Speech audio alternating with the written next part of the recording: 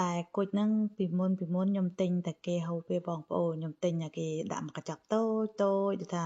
ហូបជាលក្ខណៈគ្រួសារណាខ្ញុំទិញមួយកញ្ចប់ចឹង$4-5លើអូស្ត្រាលីចឹងទៅហើយគៀងទិញគេហ្នឹងវារៀងផ្អែមហើយខ្ញុំអត់ទៅចូលចិត្តផ្អែមហ្មងទេខ្ញុំទ្រលាប់ហូបរៀងរសជាតិនិយាយទៅយើងហូបរសជាតិដើមដូចថារសជាតិធម្មតាអត់ចូលចិត្តផ្អែមពេកទេ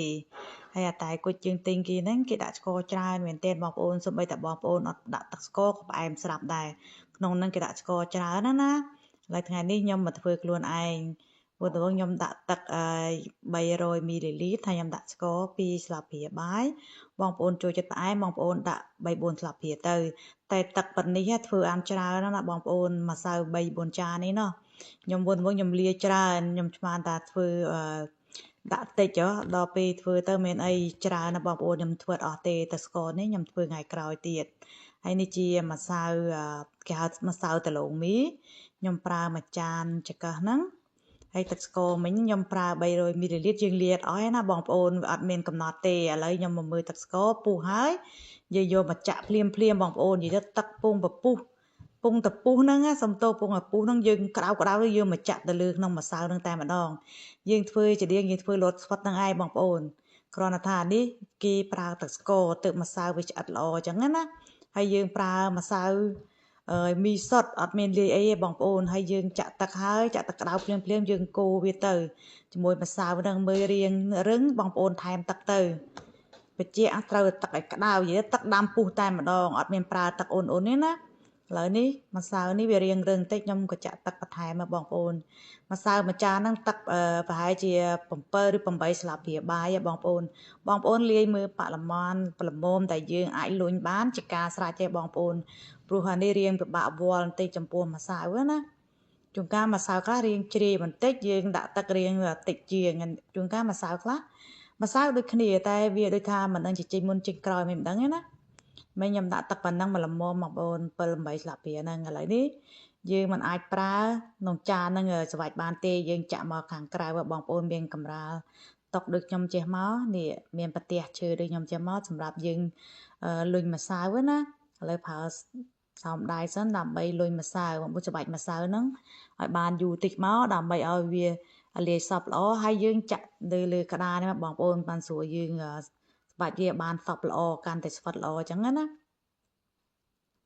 ចំពោះការសបាច់ក៏អត់មានពេលអត់មានម៉ោងទេបងប្អូនមើលតែវារៀងឆ្អិតហើយជាការស្រេចហើយគឺស្រួលមែនទែនអត់មានអីបាក់បងប្អូនធ្វើខ្លួនឯងហូបទៅចំណេញហើយយើងចង់បានរសជាតិដែលយើងចង់បានអញ្ចឹងណាខ្ញុំសបាច់ម្សៅហ្នឹងដល់តែម្សៅហ្នឹងឡើងជ្រាយព្រោះម្សៅមីហ្នឹងវាល្មមដល់ពេលយើងជ្រាយតិចយើងដាក់ម្សៅថែមមកបងប្អូនគឺស្រួលទេអត់មានអីពិបាកទេមើលតែរៀងជ្រាយពេកយើងដាក់ម្សៅហ្នឹងអាម្សៅឆាយើងដែរហ្នឹងយើងដាក់ចេះមកម្សៅឆាឬម្សៅដលងមីហ្នឹងច្រៀងឲ្យគ្នាទេបងប្អូនអត់ជាបញ្ហាទេ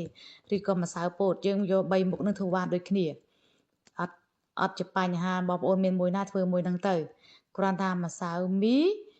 ម្សៅដលងមីហ្នឹងវារៀងល្មួតជាងបងប្អូនវារៀងល្មួតជាងណាហើយម្សៅពោតវារៀងរឹងតិចវាស្វិតដែរតែវាអត់ដូចអាម្សៅដលងមីទេហើយបងប្អូនលុញមើលល្មមហើយបងប្អូនកាត់ជាដុំតូចបងប្អូនធ្វើទៅវែងជាមកនិយាយយើងធ្វើដូចយើងធ្វើនំអ៊ីចឹងទៅបងប្អូន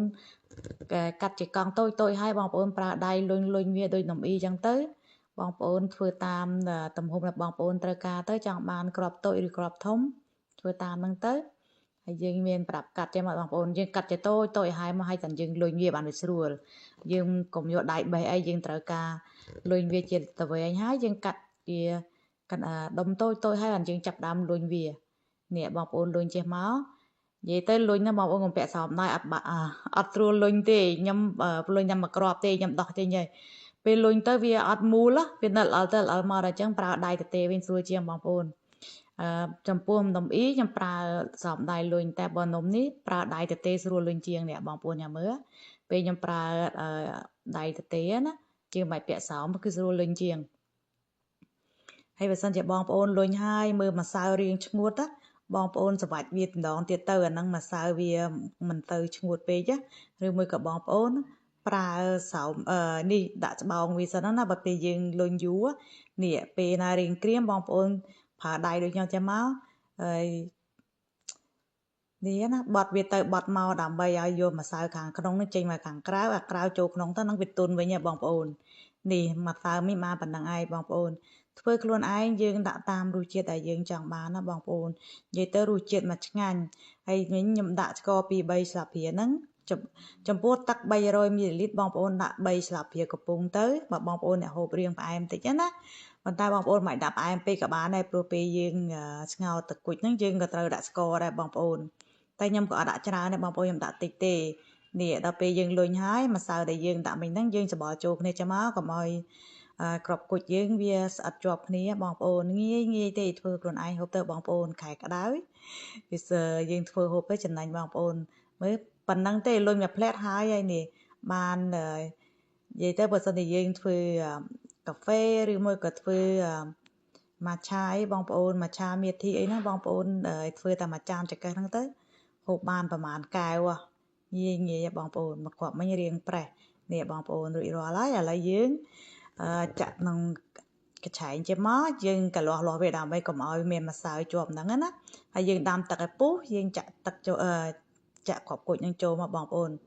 ងាស់វាដល់វាដែតឡើងលើជាការស្រេចហើយងាយហើយយើងពងធៀបកញ្ឆែងយើងមួយមកមានទឹកមានអីទៅដើម្បីចាក់ចូលក្នុងកញ្ឆែងហ្នឹងកុំឲ្យវាឆ្អិតជាប់គ្នាបងប្អូននេះពេលវាឆ្អិនវាដែតឡើងចឹងហើយបងប្អូនដូចនំអ៊ីចឹងគឺស្រួលមែនតើហើយបងប្អូនឃើញថាពណ៌មិនសូវដិតហ្នឹងមកពីយើងប្រើស្ករតិចពេកហើយណាមួយយើងមិនកូរវាក្រហមណាគេធ្វើគេដាក់កូរឡើងក្រហមមែនតើបើសិនតែយើងអត់ប្រើតែស្ករលុញជាមួយម្សៅទេម្សៅយើងអត់ទៅឆ្អិតទេអ្នកបងប្អូននេះគេរួចរាល់ហើយហូបទៅទុនស្វិតអត់ចាញ់កលផុសគេលក់ទេបងប្អូនធ្វើខ្លួនឯងហូបទៅឥឡូវនេះខ្ញុំលាយទៅហើយខ្ញុំក៏យកគ្រាប់គុជហ្នឹងដើម្បីឆាជាមួយស្ករនេះយើងប្រើម្សៅស្ករក្រហមបងប្អូនស្ករអំពៅហ្នឹងស្ករក្រហមយើងណាយើងយកមកកូរលើកឆ្នាំងចាំមកកូរឲ្យវាលាយតិចសិនទៅបានយើងចាក់គ្រាប់គុជនឹងចូលគឺងាយស្រួលទេបងប្អូនងាយយើងមិនបាច់ទុកដល់ក្រហមពេកទេព្រោះយើងកូរគ្រាប់គុជនឹងចូលគ្នាហើយយើងទុកឲ្យវាពុះក៏វាក្រហមដែរនេះបងប្អូនប៉ណ្ណឹងជាការស្រេចដែរបងប្អូននេះគ្រាន់វាលាយប៉ណ្ណឹងទៅមើលធុងក្លិនស្ករឈ្ងុយហើយយើងចាក់គ្រាប់គុជចូលទៅជាការស្រេចដែរបងប្អូនគឺងាយស្រួលមែនតើនេះចាក់ចឹងហើយយើងយកស្ពាយយើងកូរគ្រាប់គុជហ្នឹងឲ្យមួយស្ករហ្នឹងឲ្យបានសព្វល្អហើយទុកឲ្យវាពុះជារួចរាល់បងប្អូនងាយស្រួលមែនតើនេះបងប្អូនយកមកគ្រាប់មកភ្លក់មើលទៅអូយទុនស្វិតអត់រឹងទេបងប្អូនគឺឆ្ងាញ់មែនតើធ្វើខ្លួនឯងហូបទៅ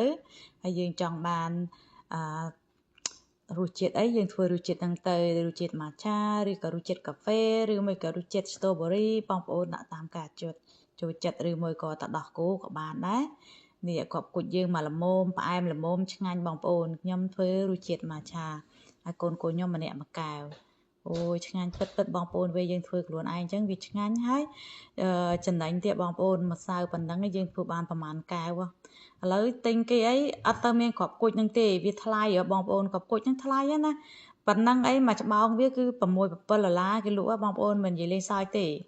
បើសិនតែយើងទិញបោះដុំប្រហែលជាវាថោកតែបើយើងទិញរាយវាថ្លៃណារួចរាល់